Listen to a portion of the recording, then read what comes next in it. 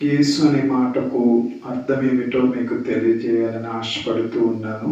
యేసు అనగా రక్షకుడు అని అర్థం. దేని నుండి ఆయన రక్షించేవాడు అంటే మత్తయి సువార్తలో ఈ విధముగా ఉంది. తన ప్రజలను వారి పాపముల నుండి ఆయనే రక్షించును గనుక ఆయనకు యేసు అనే పేరు. పాపముల నుండి రక్షించే రక్షకుడు యేసుక్రీస్తు ప్రభు. ఆయనని లేదండి, ఆయనే అంటే మరొకరు లేరు అని అర్థం. ఈ లోకములో ఒక మనిషిని తన పాపము నుండి రక్షించాలంటే దేవునికి మాత్రమే అది సాధ్యం.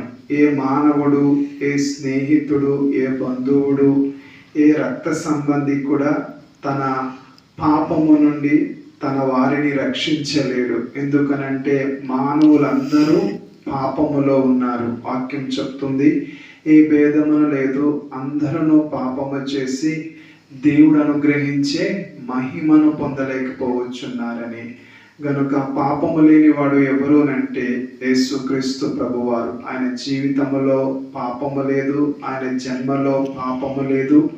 పాపుల మధ్యలో జీవించారు, ప్రత్యేకంగా జీవించారు. పాపులను ప్రేమించి మనందరి పాపముల కొరకు సిలువలో తన ప్రాణాన్ని బలిగా అర్పించి తను సిలువలో మరణించి సమాధి చేయబడి 3వ దినమున తిరిగి లేచారు. ఆ ప్రభు యొద్దకు వస్తే, ఆ ప్రభుని విశ్వసిస్తే, ఆ ప్రభుని నమ్మితే మీ పాపముల నుండి మీకు విడుదల కలుగుతుంది.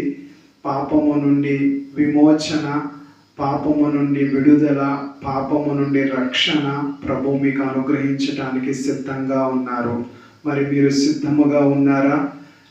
పాపము నుండి నన్ను విడిపించేవారు ఎవరున్నారు అని ఆలోచిస్తున్నట్లయితే ఈ సమయంలో యేసు ప్రభువారు, యేసు క్రీస్తు వారు నీ పాపముల నుండి నిన్ను రక్షించటానికి, నిన్ను క్షమించటానికి, నిన్ను విడిపించటానికి ఆయన సిద్ధముగా ఉన్నారు. మరి నీవు సిద్ధమేనా?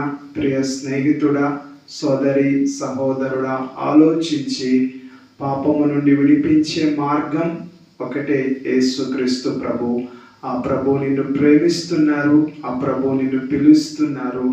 ఆ ప్రభు దగ్గరకు వచ్చి పాపము నుండి విడిపింపబడి దేవుని ప్రజలుగా, దేవుని పిల్లలుగా జీవించాలని మాటలు తెలియజేస్తున్నాం. దేవుడి మాటలు దీవించును గాక.